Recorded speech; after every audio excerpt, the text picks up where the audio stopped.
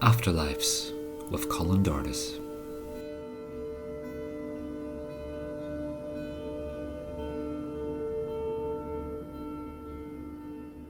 So for this episode, I am joined by musician and activist Asim Latif, who also performs poetry and creative under the name Abdul. Thank you so much for being with us, Asim. Thank you for having me. Great to have you here. As always, we just start off with our guests asking a little bit about their general background and history. So, in general terms, what term or label do you feel comfortable giving your own faith or set of beliefs? I think it's quite a complicated one. I'm Muslim and I identify as Muslim. I'm particularly Sufi within the Islamic tradition, but I also pull from other faiths as well. So I do meditation. I'm also I've learned a lot from the Buddhist tradition.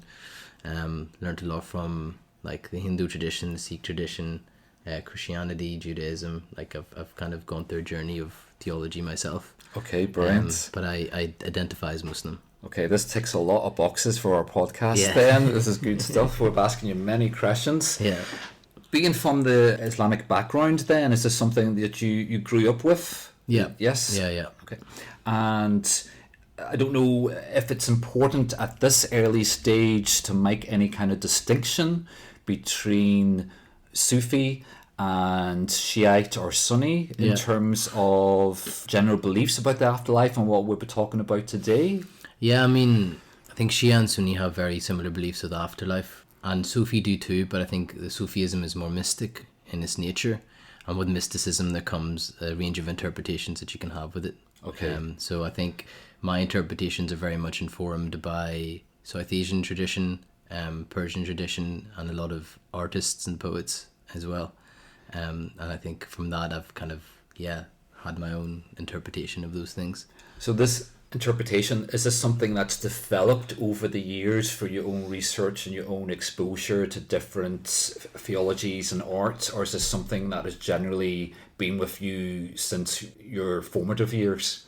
I think in terms of my faith, the fundamentals have been very much instilled in me from a young age, from my family, from growing up in a Muslim household, and all the wisdom that my parents and my grandparents and everybody else kind of instilled in me. I think my own journey and my own belief with it has kind of developed through my own experience. So my own interactions with life, my own interactions with people, and then my own reading on these kind of things as well.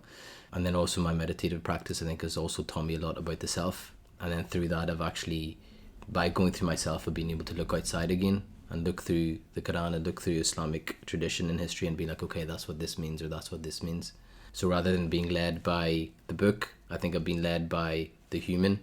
And then I've been able to use the book as a reference of, okay, this is what this actually means from this experience. So is this essentially almost a humanist approach where you're taking a kind of academic theological knowledge, but then you're applying it in real world terms? You're seeing it in action, and that's influencing you? Is that way, or am I totally off mark here? I wouldn't call it a humanist approach, because I think that comes with its own connotations. Yeah, sorry, a dodgy term, perhaps in this context. Yeah. So, but I would call it something like very much informed again by the poets and the artists that have spoken about this for years. I'm very much informed by using the vessel as the tool from which everything else comes, because our experience is really all we have. Our experience is what defines us. Experience is who we become. And I think through, like, I might experience something and somebody else might experience a similar thing, but because their history and their beliefs, they'll interpret it in a completely different way. So I think because of my upbringing, Islam is always just my default, and I will go to that and like, okay, I've experienced this. What is this? How does this relate to my faith? What does that tell me about X, Y, and Z? Great. And let's tap into this experience a little bit then. So growing up in an Islamic household, having that influence from your parents, was there much of an emphasis on whatever was beyond this life? Was there any discussion of a heaven or a hell at that stage, or you were aware of? Always, right? Yeah, I think from a very young age till this day, I think my mum is constantly talking about the afterlife and constantly talking about, like, whatever you do in this life will impact your afterlife. Like, make sure you have faith in God, because this life is temporary. and I'm very grateful for that, because it reminds me of how temporary this life is, how transient it is, how we're always going to just pass into something else.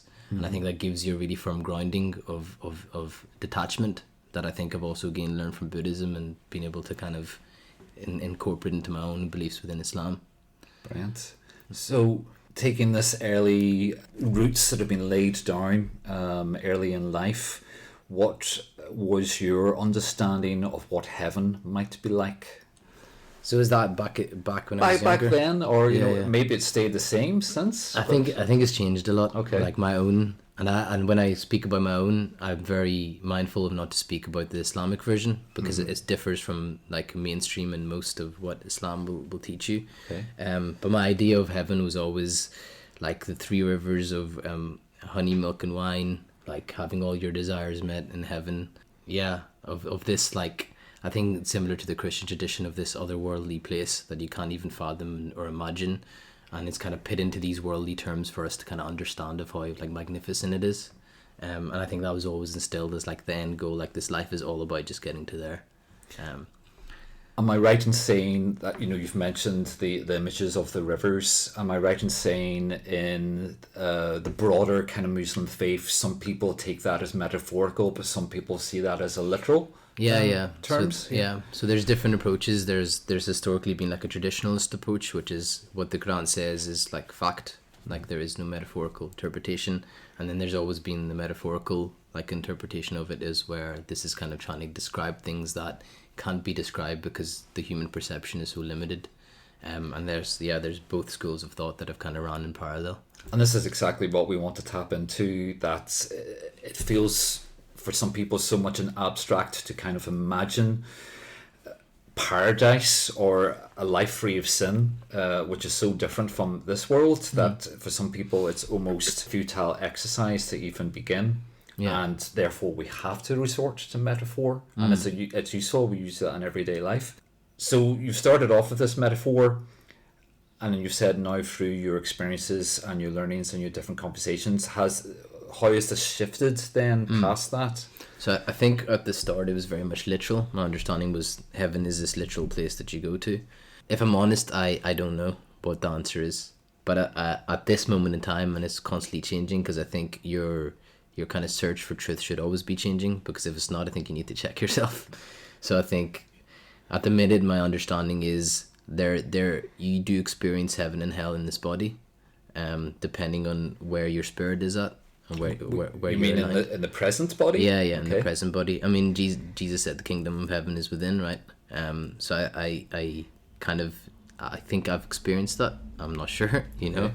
I think the similar with Buddhism, when they talk about enlightenment, I think that's an idea of heaven. When I've done my meditative practices, there's been times I've gone into this like trance-like state where I never know how to describe it, because it can't be described. There's a Japanese proverb that says enlightenment can never be described, it can only be felt. And there's moments where I felt like I've been like on drugs I can't even describe when I've been meditating. So for me that is some kind of ascension that I experience here. I've also suffered from very bad depression, and that's felt like hell in this world, in this body too. So at times I feel like that's what it is, and then at times I think about the idea of reincarnation, the idea of this body kind of like energy can't be destroyed, it just changes, right? So I've thought of this idea of this vessel and this energy is transforming into another body, another vessel, and depending on how I live this life will impact where I go. And again, that could be an idea of heaven or hell, or easier to get to heaven or hell. And then I also think there is a plane that exists beyond this as well. So I think it's multi-layered, and I think the faith in itself, the beauty of it and the beauty of Islam is it gives you all these interpretations, and it can be used for guidance of this life, the next life, or the end goal, you know.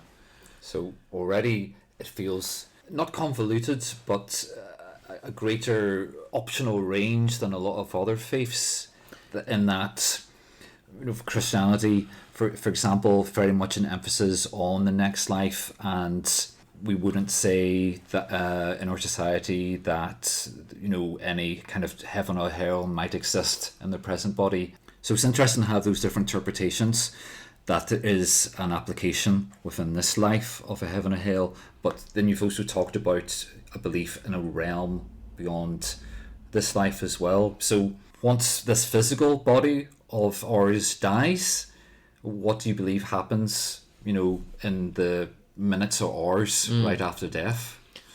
So I think it depends on what kind of Islam you follow. So mainstream Islam will be similar to the Christian tradition, where there's the physical place of heaven and hell, and there's 7 levels of both, which I actually don't have enough knowledge to speak on. But I know there's different levels of both. But my readings into especially the Sufi tradition, yeah, it's kind of, so there was a somebody called Al-Hallaj. He's kind of attributed to be like the founder and the foundational piece of where Sufi traditions came from, and he basically went into a meditative state when he was praying, and he said Ana al-Haq, which is one of the 99 names of God, and saying you're one of the 99 names of God is blasphemous. But the reason he chose Ana al-Haq was he was saying I am the truth, and saying I am the truth was him saying that I'm experiencing God in this body. And basically he was quite a prominent scholar. He kept saying it, and they eventually hanged him. But as they were hanging him, there's a lot of mythology says that his tongue was still kind of saying An al-Haq, and it came out of his body. And because of that, the Sufi tradition became quite esoteric, where it became hidden in poetry, became hidden in heart, because you couldn't outwardly say these things, because you'd be kind of condemned for blasphemy, and you'd be tried and you'd be hung or whatever, depending on where you were found. So I think I take a lot from that, of this other realm is temporarily experienced in this body, depending on where your spirituality takes you.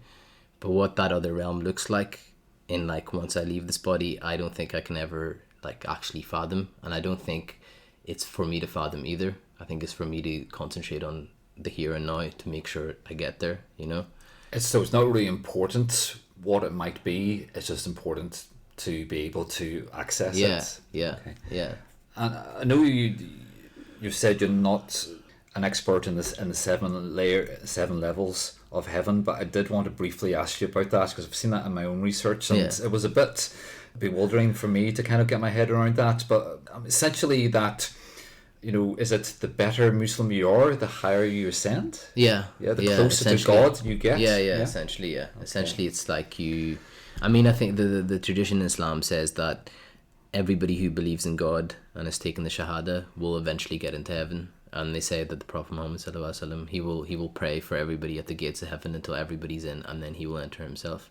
And depending on where your deen was and how strong your iman was, so your iman's your faith and your deen's how well you practice that faith, depending on how strong it was, it depends on what level you end up in. But everybody will also suffer their punishment first, depending on where. If your punishment outweighs your good deeds, you will suffer that punishment first. If your good deeds outweigh your punishment, you will go straight into one of the levels of heaven. And then, like you said, depends on how strong a Muslim you are, depending on how high you ascend into that. So say you go into the first level, you've led an okay life, you do believe, but there's been maybe a few dodgy practices. But you're there on the first level, you made it to heaven. Yeah. Is it possible to work your way up then once you're in there? I'm not sure. You're not sure? Yeah, okay. I'm not sure. But my inclination would be to say that level even would be unfathomable and better than anything you've ever imagined. So you wouldn't even care to be I want to go higher. So why the need for the 7 layers then? I don't know. Okay, interesting. Yeah. So listeners, I recommend do your own research in this. It's a fascinating subject. So we know that it's good, but we're not too sure how exactly that manifests. But it's free of sin, we're closer to God, and I know there's a great emphasis of, the whole point is to be beside God within heaven. Is there any emphasis in Islamic teachings or in the Quran about that personal relationship with God and what it looked like, or even what God might appear as? Not that I have come across. My understanding has always been as something that's unfathomable and out of reach of the human capacity and human brain. But there's descriptions of this just emanating beauty, and beauty is often referenced when God is spoken about, and this all-encompassing beauty. Is there belief that humanity is made within God's image, so that God would appear to us humanoid in some way? No, that's more the Christian traditions, from my understanding. I know you've done your own research, so are you like referring to something here? No, obviously, yeah, from Christianity, so I Yeah. wasn't too sure if there was something similar. No. So I think it's just left open, is it really? yeah. So in Islamic, like Jesus was the prophet in Islamic traditions. But for us to attribute God to Jesus is blasphemous. So we don't have that idea of created in His image. Thank you for clarifying that. Of course. What I want to do now is that for regular listeners of the podcast, you realise that at about this halfway stage, we typically break away from the conversation. I read a short poem that's been inspired partially by the conversations that we've had with past guests. But we're going to do something slightly different for this episode, that I'm going to do a live reading as such in front of Asim. The reason why I'm doing this is that there are some terms from the Islamic theology which are used in the poem, and I want to take this opportunity to ask Asim about them a little bit, mostly for my own understanding as well, but also just because there are some areas that we haven't tapped into yet in this conversation, and I greedily want to steal the conversation that way. So the title of the poem, I hope I'm pronouncing it, correct me if I'm wrong, Barzakh. An Arabic word, it means obstacle or separation, and it's a stage in Islamic theology which lies between death and resurrection, essentially passage into the next life. So Barzakh. The angels Muqar and Nakir would dig through the soil with their teeth and question you in the grave. Who did you worship? Who is your prophet? What is your religion? The grave can hold no lies, and your truth will be a refuge or a chastisement. Anam to knowledge, Ishan to show beauty, Islam to submit. Muqar's and Nakir's tongues hold the words Jannah and Jahannam, pronouncing you into the next world. So for any Islamic listeners, please accept my apologies for any mispronunciations of terms there. So this poem came from my own research, and it was this image of these two angels, and this was described in very literal terms, that they would literally use their teeth to dig through the soil and to access the body in the grave, and then ask you these three questions. Who did you worship? Who's your prophet? Who is your religion? And I read that how you answer this will then depend on where you go. Is that correct? Yeah. Yeah. So but it wouldn't, like, I think at this point, so your eyes will speak for you, your nose will speak for you, your tongue will speak for you, your ears will speak for you, your hands will speak for you, and they'll tell the angels everything they've done. So you can't hide anything. You can't hide anything. Okay. Yeah.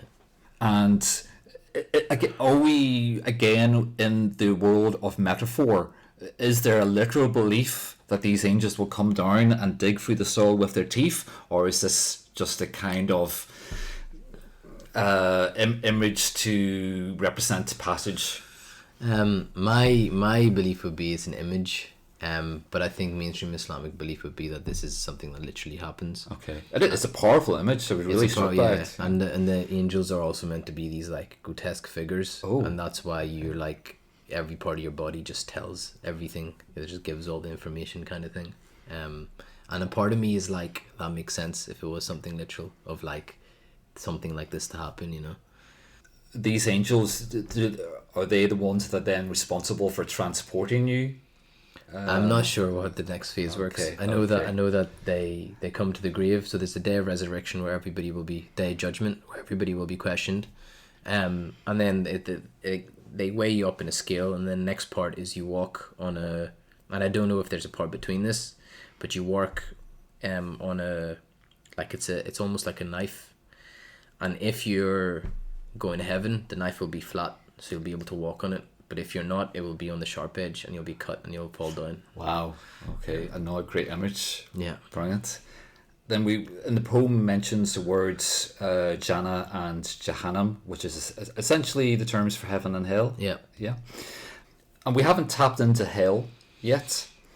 But we have talked a bit about how we can experience personal hell in our present body, but could you give a brief overview of what Jahannam looks like, feels like in Islamic faith? Horrific. Naturally. Yeah. I think there's the idea of hellfire. There's a lot of descriptions off the top of my head. There's like descriptions of insects eating you alive. Wow. There's descriptions of you being hung by your genitals. I think every single description you read of it is something really horrific and something straight out of a horror film. And the idea is that, I'm grimacing just you mentioning those two ones on its own. Is there a satanic figure at the center of it, or demons that are controlling this torture? I'm not sure if who's controlling the torture, and if there is demons. I'm sure there would be an idea of demons, but the devil would be in hell too, because the devil in our faith was an angel. He was a jinn. He was a jinn. Okay. Which is basically another being in our tradition who's like in another dimension, but also has free will. The idea is the similar to Christianity, I think, where he didn't bow to God's creations. So yeah, he's a jinn, and he'll be in hell too, but he won't be orchestrating anything in there. Okay. And these three questions then that you're asked, and if I ask them to you now, if you could give maybe the answers that you would want to give in order to get to heaven. So the first question is, who did you worship? Allah. And who is your prophet? Muhammad sallallahu alaihi wasallam. And what is your religion? Islam. And so you give those three questions, you would hope to at least be getting into the first level. But then there's also, like, there's a lot of things in Islam which, for example, one of the verses is they'll speak with their tongue but they won't believe with their hearts. Right. So I might not say this to you now, but in that day of questioning, my heart might say something different. So you would hope it's the same. I would hope it's the same. Yeah, of course. But as humans, do we really know what each part of us feels? And day to day, we feel something completely different, right? Mm-hmm. So it's also the tally of everything that you've lived and how you've lived your life that will then talk on that day. This brings us back to something that you mentioned previously, how we can differ. And you have mentioned that over the years that the crystallization of your thoughts and concepts of the afterlife has maybe developed a bit since younger years. Has there recently been any incident or event or reading that has helped crystallize your thoughts? In what kind of way? Well, maybe if there was ever a moment of doubt that you weren't too sure about, and then you read something or you had a conversation and you're like, actually, that makes sense. I believe that. I think me kind of going down the Buddhist approach, really, like, I did Vipassana. So before I was reading a lot of Islamic theology, and there's one particular prominent scholar called Al-Ghazali, and he wrote a book called Path to Sufism. And he was a very famous scholar who gave up his job, went away from his family, which is very similar to Buddha, very similar to a lot of monks do. And he spent his time in worship.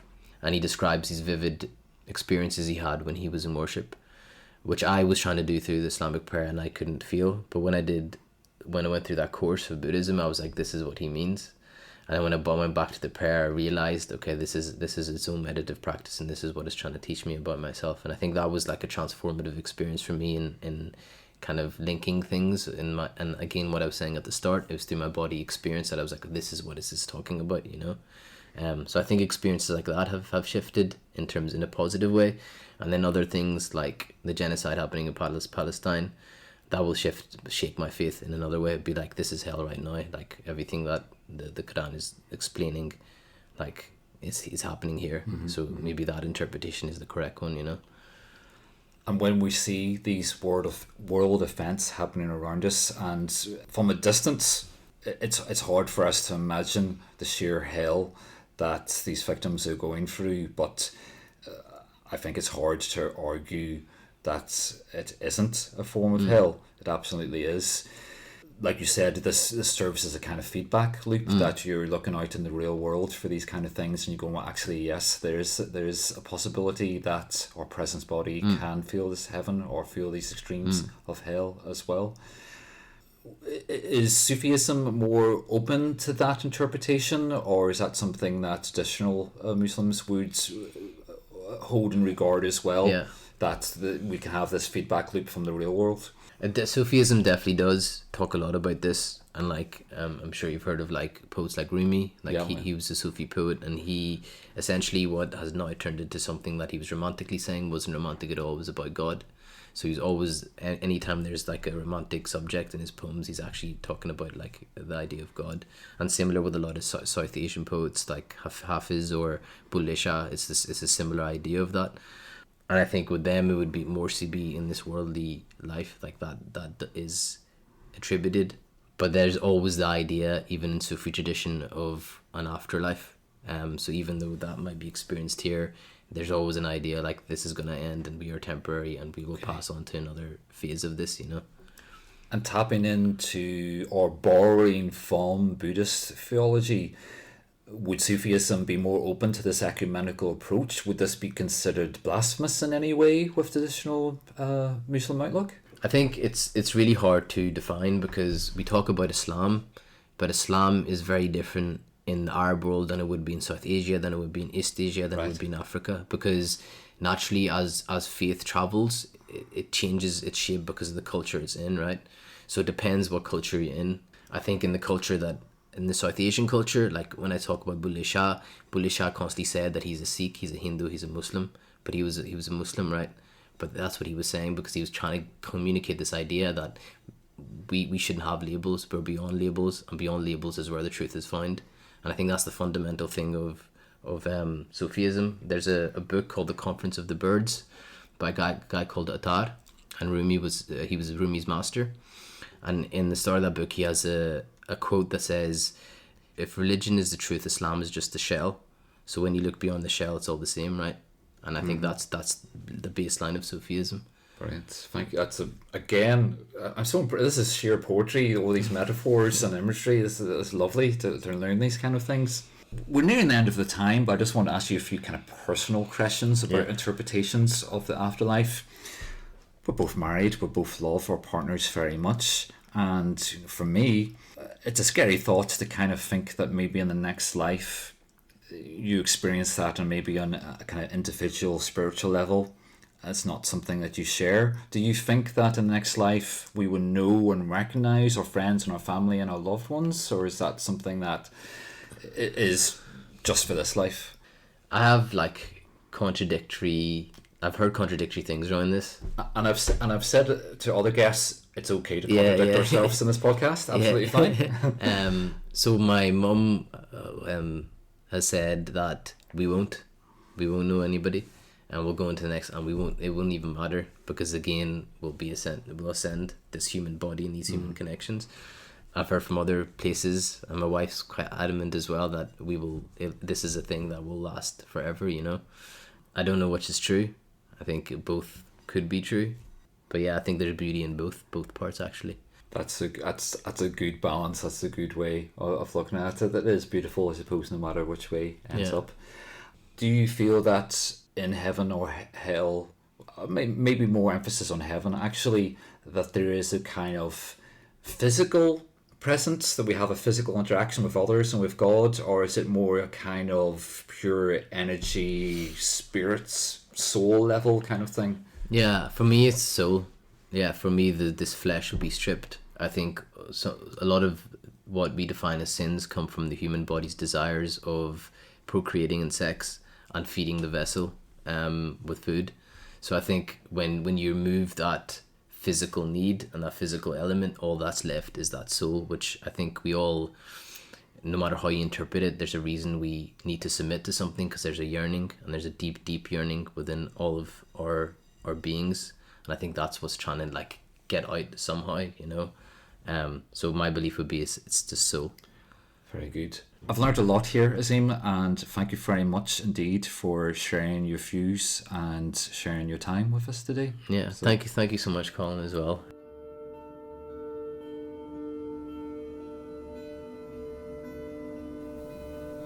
Thank you very much to my guest Azim Latif for his brilliant insights and sharing conversation with me.